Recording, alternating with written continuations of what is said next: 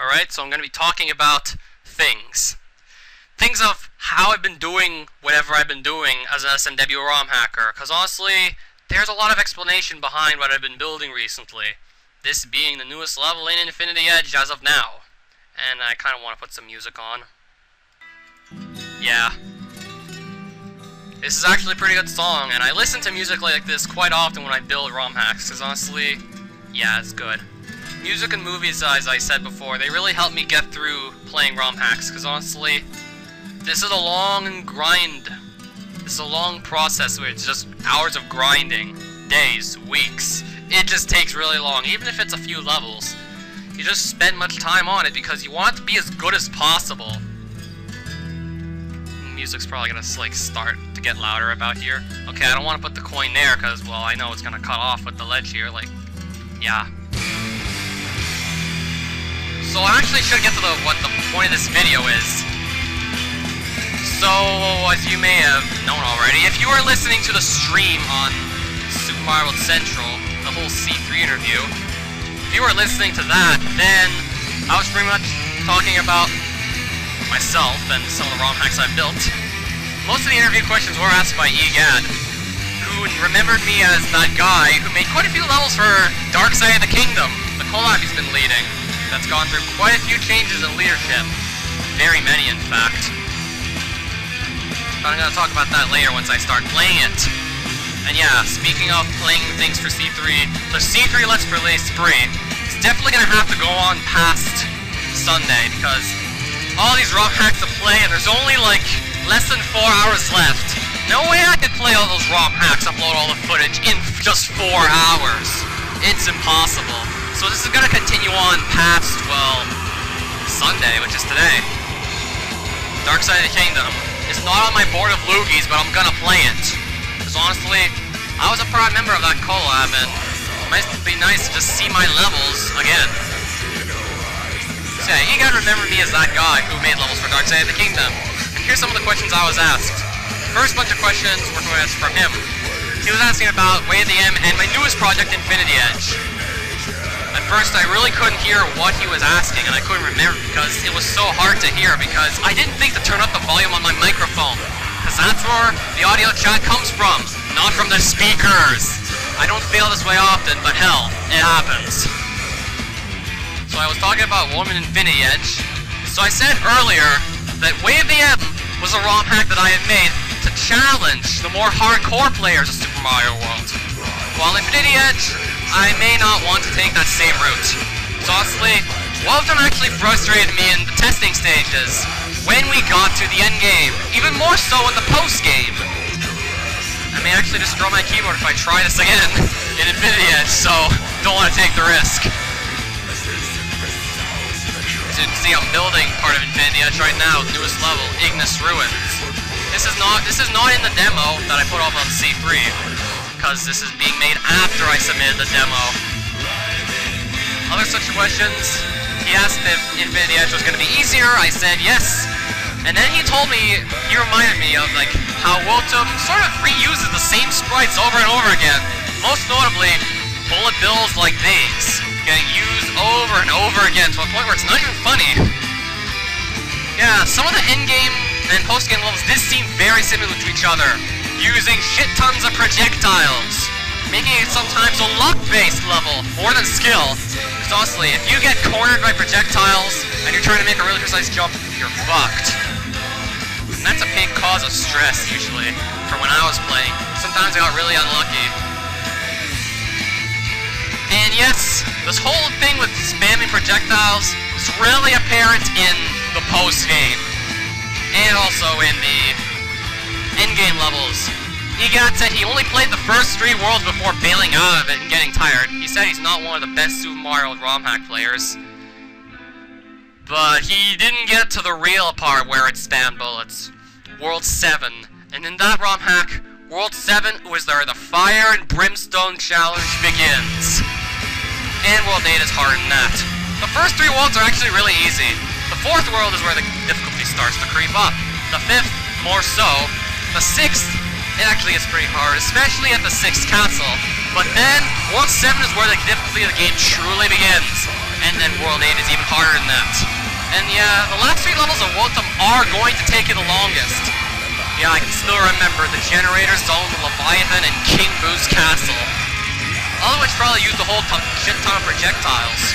Generator Zone being extremely long, same with Leviathan and King Boo's Castle.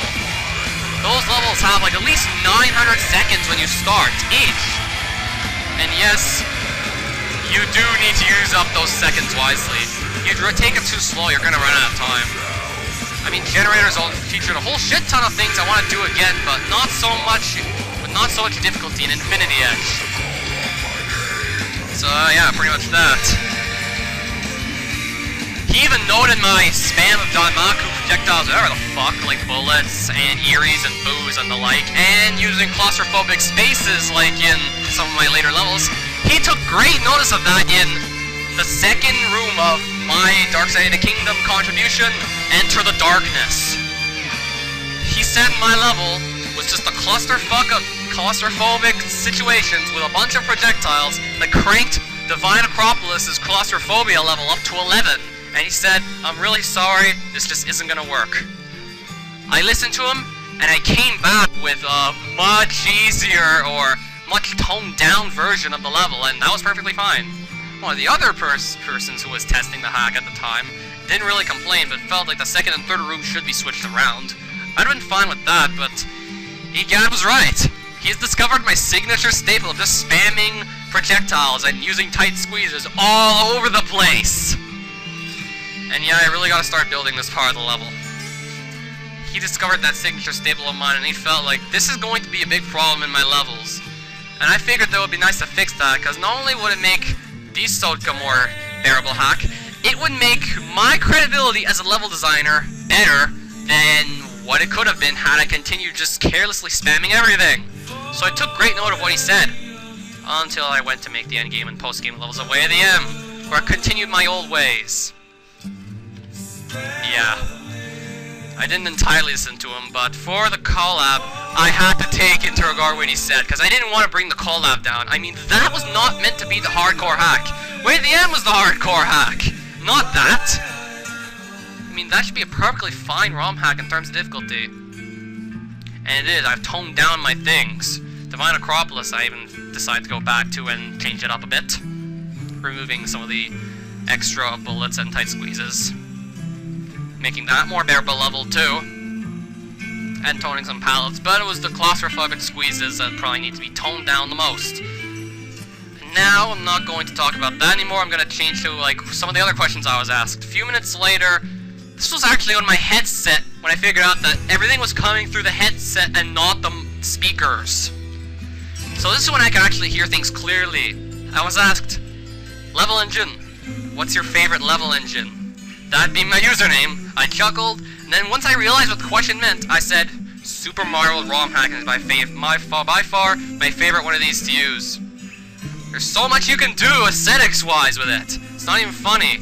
However, I was one to have great passion for Secret Mario Chronicles, hence my username SMC's level engine, despite the fact I stopped playing years ago, because honestly the community is just getting too small there, and the people who have actually built the project have moved on to bigger things, like they've moved on to college and such, and free open source games like SMC have been getting their asses handed to them by newer games these days, so it's really not a good time for open source games. So I moved on to a bigger community, hoping I get some more notoriety. I'm still trying that, and yeah, that's pretty much that. I also built levels with Super Mario Flash, but there was very little you could do there, because it was just a Flash game, Mario Constructor, Mario Builder, SMBX, and there's probably others I tried. Yeah, there's definitely a whole bunch of others that aren't even in the scope of Mario, but they're still editors, most of which are polished and user editors that are very different from the ugly and messy tools you actually use in development. Yeah, there's tools much uglier and messier than this that you actually use in real game programming. It's just editing a ROM, but people have turned old Super Mario games into their own games. See Eevee Sakari, it looks nothing like the original Super Mario World. And, okay, the music's stopped, so let's just keep talking. What were we talking about? What was my favorite level engine? it was Super Mario ROM hacks. But then, after talking about SMBX, Super Mario Bros. X, another fairly good one with nice features that would be possible if I did use external resources, but I can't be fucked to do so, because Chocanilla ROM hacks like I'm building right now are my favorite type of ROM hacks. Hence why I like Undy and Purple Rex and THY's hacks so much. That's why I lavish their hacks so much. That's just the kind of hack I'm attracted to. It's like a freaking magnet.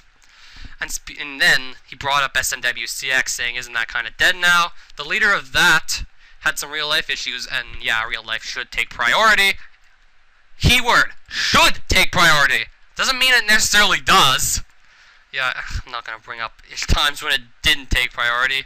That's like out of scope, and I don't want to go off topic and derail this, even though it wasn't on a rail to begin with. So yeah, SMWCX isn't dead, but it's slowed down due to just the author, actually the leader, having real life issues. And then, after having been asked what my favorite level engine is, I was asked about inspiration. Yes, there need be inspiration for levels like this, and no, okay, that's not done yet. This, not this,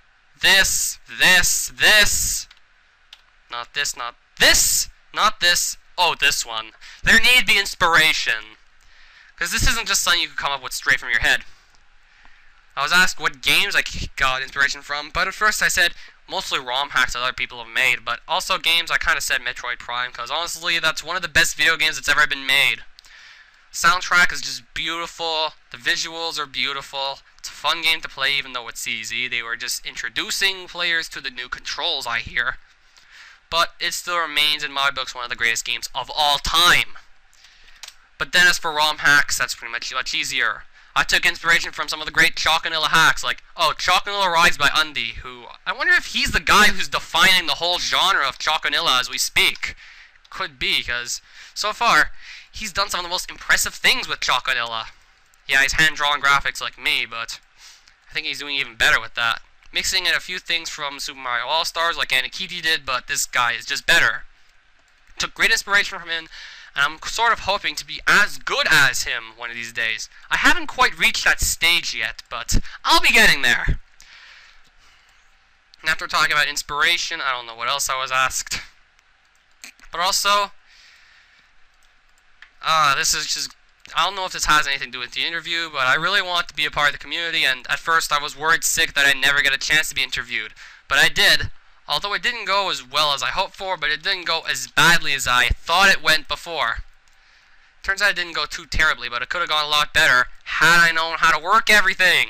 Oh, here's the funniest thing. My friend came in and told me how to turn Skype online. Had it not been for that, I'd have never been interviewed in the first place, as I would have never thought to turn the thing online. Yes, I don't fail this way often, but when it happens, you guys laugh your asses off. You don't, but you have every right to do so, because even I'm laughing at that very thought. I'm even laughing at how bad some of the interview went. Because honestly, I just couldn't hear some of it. And then in the chat, like, apparently Extreme's internet, the guy who was hosting it, kept disconnecting, and then the chat got really random, and yeah. And then I got kicked because I was just asking to be interviewed over and over again when I already had been interviewed. I must have missed the part where they said I was done being interviewed because I couldn't hear it. Excuses, but it makes good sense. So yeah, I was really worried sick that I never get a chance to be part of the community, never get a chance to be interviewed, and never get admiration for what I've been doing recently, because honestly, this is really good. And there may have been a lot more stuff that was covered in the interview, but I can't remember it off the top of my head. Extreme posted the C3 Day 3 coverage thing in the C3 recap thread. He posted the MP3 file, and somewhere around 25 minutes, no, maybe 27, 17 minutes, I'm talking, I say I'm Level Engine. Yeah, my voice in the chat is the same as the voice you're hearing now. The same voice you hear on all the Let's Plays I've done. Through shitty hacks, and I'm going to talk about that later. Yeah, as for C3, I have to keep playing the ROM hacks past C3, because honestly, there's no way I'm going to do it in this set time. Yeah, there's so many hacks I want to play. And I think I've been blabbing on for too long now. We're going to stop this here.